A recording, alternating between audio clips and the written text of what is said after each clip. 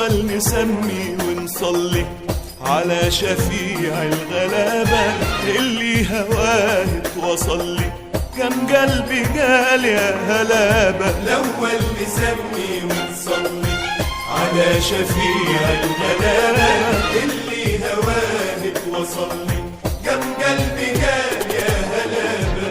وبعدها نحكي قصة عن الافتراء والمحبة، عن رصها ونستقصى فيها كمان لما حبة. واحكي وقول يا ربابي دياني متغربابي، ولا شي بيرد روحي ويداوي نوحي وجروحي. السلام عليكم. حد يديلهم؟ سلام ورحمة الله وبركاته. قول لي حق ديلهم. مالك قول، مش عايز كلام كتير. الارضيات حق ديلهم. مالهم الارضيات؟ دي ورثة غلاب. طب حتة قديه انت؟ مالهم الارضيات شغولة؟ 3 قراريط يا حق. طب مالهم؟ بقوا ربع قرار. يرضي ربنا؟ ليه يا اللي مين جه عنده؟ يسأل عيالك. سل عيالي. حتة قديه؟ 3 حق. طب روح بلا ما يكون ما فيش حاجة خالص روح. طب يا حق ندخل الشيخ ده. يا عمي اقول لك على حاجه. يا ما انا بقول لك روح، مش عايز كلام كتير روح. طب يا عم الشيخ الرئيس ده حافظ كلام ربنا. اسمع، واطيعوا الله ورسوله هو الامر منكم، ما تكترش معاه. روح ما تكدش كلام وروح زي ما قلت لك روح. امشي من هنا. طب ده ارض غلابه يا حق. طب امشي روح. حاضر يا اخوي يمكن معهوش غير ال3 قراريط، احنا هنفترى على الناس. يعني انت هتفهم احسن من اخوك، اخوك قال له امشي يبقى يمشي. انا بحب كلامك يا شيخ، وفي حد هيقف قدامنا هاك ولا ما ايه؟ حدش يقف قدامك واللي يقف قدامك قص. ما حدش يقف قدامنا واصل. ناس روح انت يا فارس يا اخوي.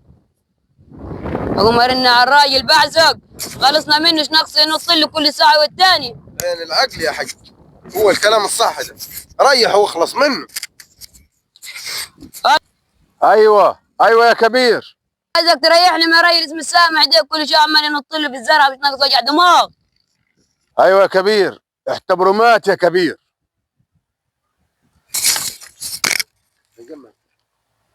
خلينا نكمل يا ابوي نقله ونص. يلا يا عم ايوب. هو الواد اللي على الكساره يا عم ايوب هيشتغل تاني النهارده؟ احنا نكمل نقله ونص ونشتغل براحته على الكسار. ماشي هو عادي. ماشي يا عم ايوب. اخر حجريه اخر حجريه. يلا تعبنا يا اخي شغلنا يا ابوي. الاسبوع اخر الاسبوع ده والله انا عايز انزل يا عم ايوب. هننزل البلد ونشوف ناسنا واهلنا. راح تطول هنا قوي. حتى شوف ابوك الراجل الطيب حق سامح غالي علي. حاسس كده في حاجه معاه انا في البلد.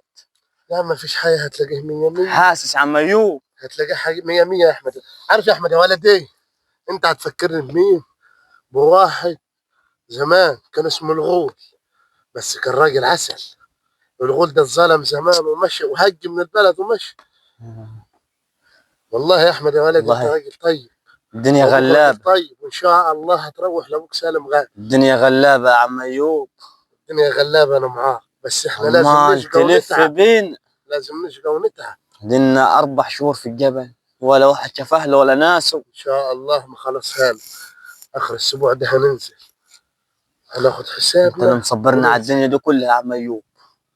طب ما يا ولدي ما احنا في قرعه واحده وفي شغلانه واحده، وانت ابوك غالي علي راجل طيب. والله يا احمد يا ولدي ان شاء الله خير، وابوك هتلاقيه بخير وهتلاقي الدنيا تمام. خير يا عم ايوب. خلصنا شغل دلوقتي هنروح نتعشى وتتسفل. قبل ما نروح نتعشى انا هقول لك على حاجه. انا دي 4 اشهر معاك في المحجر وفي الجبل، وعم اشوفك كده لوحدك ولا بتكلم حد ولا حد عم يكلمك، شكلك كده مقطوع من شجره ولا في اي حد بيسأل عليك خالص.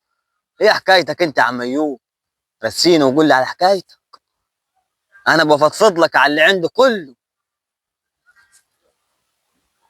يا احمد يا ولد اقول لك على حاجه. ايوه يا عم ايوب.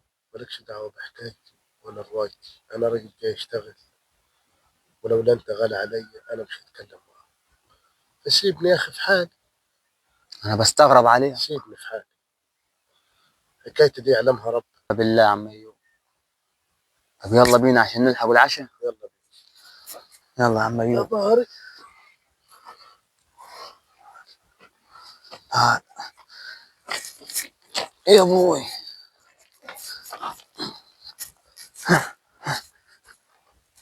تعال يا عم ايوب على مهلك.